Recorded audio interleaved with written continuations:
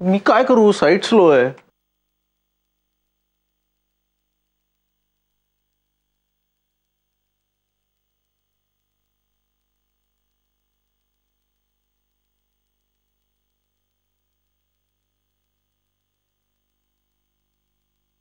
आलं आलं आलं आलं आलं आलं पटकन सांग, पटकन सांग.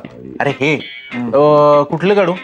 हे 3 दाखवता. विदर्भ एक्सप्रेस एक आहे, ज्ञानेश्वरी एक आहे आणि अमरावती एक्सप्रेस एक आहे. एक काम कर, जी ट्रेन रेशमाला तिच्या घराच्या दारापर्यंत सोडेल ना त्याचं तिकीट काढ. दारात सोडायला बस आहे का ती? कळतंय ना, मग तुला तसं करत नाही ट्रेन, ते काढ ना कुठलंही, त्याने काय फरक पडतो. वेळेसाठी विचारतोय. ताई तू टेन्शन घेऊ नको ग. अशू काय टेन्शन घेऊ नको. घरी गेल्या गेल्या आई आणि रेवा प्रश्नांची सरबत्ती करणार आहेत. घर कसं आहे, राकेश कसं आहे, सकाळी किती वाजता जातात, रात्री किती वाजता येतात, तुम्ही फिरायला कुठे जाता, काय म्हणायचं मी, काय सांगायचं, काहीतरी द्यायचं फेकून, संपला विषय. अरे असं कसं करणार मी? आईचा साधा फोन आला ना धाकधूक होते मला खोटं बोलायला. मला नाही जमणार, यावेळेस तर ते समोर असतील माझ्या. ठीक आहे, वेळ आलेली आहे. ताई मला तुला आता काहीतरी फार महत्वाचं सांगू दे. हे बघ, जेव्हा आपल्याला खोटं बोलायचं असतं ना, तेव्हा सगळ्यात महत्वाची गोष्ट म्हणजे डोळ्यात डोळे घालून बघायचं नाही, नजरेला नजर द्यायची नाही. कारण डोळ्यात डोळे घालून आपण बघितलं तर आपल्याला ब्लॉक बसतो, मग काहीच करता येत नाही. त्यामुळे महत्वाची गोष्ट काय, डोळ्यात डोळे घालून बघायचं नाही.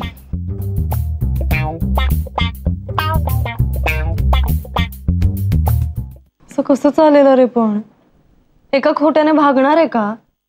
दिवसभर येता जाता समोर येतील ते माझ्या, प्रत्येक वेळेला खोटं बोलायचं. ठीक आहे, तुला दुसरी स्टेप सुद्धा शिकवतो.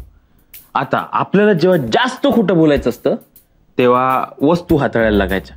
हा म्हणजे काय, इकडचं मॅगझिनच उचललं, इकडची बाटलीच हातात घेतली, इकडचं टेबलच पुसलं, तिकडचा फ्लॉवर पॉटच धुतला, असं काही करायचं. पण त्या वस्तूंमध्ये आपलं मन रमवायचं. काय होतं, आपलं देवमन त्या वस्तूंमध्ये रमतं आणि राक्षस मन आयडिया सुचवत राहतं. पण सगळ्यात महत्वाचं काय, डोळ्यात डोळे घालून अजिबात बघायचं नाही. नाही, मी आई बाबांसोबत एवढं खोटं बोलू शकत नाही. ठीक आहे, नंतरची स्टेप सांगतो. डोळ्यात डोळे घालून न बघता सुद्धा खोटं बोलता येत नसेल तर आपला खोटं बोलण्याचा बॉडी रिचार्ज संपलाय असं समजायचं आणि आउट गोईंग करायचं तिथून. हा तो बेस्ट ऑप्शन आहे. पण खोटं बोलताना लक्षात ठेवायचं, डोळ्यात डोळे घालून बघायचं नाही. तू जिनियस आहेस यार, जिनियस आहेस तू ना. खोटं बोलण्यावर एक थिसिस कर, कुठल्याही कॉलेजची पायरी न चढता तुला डॉक्टरेट प्रदान करतील अशी. कुठे आता डॉक्टर वगैरे, दवाखाना उघडायला पैसे कुठून आणणार? बरोबर नाही, बरोबर. ऐका ना माझं, मी नाही जात अकोल्याला. मी थांबते इथे, मला नाही जमणार खोटं बोलायला. मी एकटी पडेन तिकडे. एकटी पडशील? ठीक आहे, मग मी पण येते तुझ्या बरोबर. मला पण जरा चेंज होईल ना. चालेल सुजा, माझं पण बुक कर तिकीट. हा कर. हो पण मग फक्त लेडीज डब्याचं नाही करता येणार. सॉरी.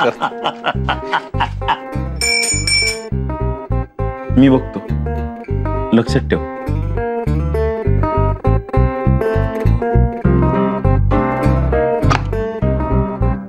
काय झालं? काय झालं? काय काय काय झालंय? अहो सांगतो ना भाऊजी, सांगतो ना, जरा थांबा ना. तुम्ही ते मी बोलवलं होतं भाऊजींना. हा, हे म्हणाले की हो सांगतोय. काय ना ताई, आता जे 2-3 दिवस तुला टेन्शन घ्यायचंय ना, खोटं बोलायचं आई वडिलांची, यांच्यामुळे आलंय. हा त्यामुळे थोडं टेन्शन यांना पण उचलू दे, म्हणून मग मी फोन करून बोलून घेतलं. काय हा, लावा फोन, लावा फोन, लावा ना फोन. लावतो ना, जरा ओरडते काय? नाही, बॅलन्स चेक कर. लावा फोन. लावतोय. रिंग वाज.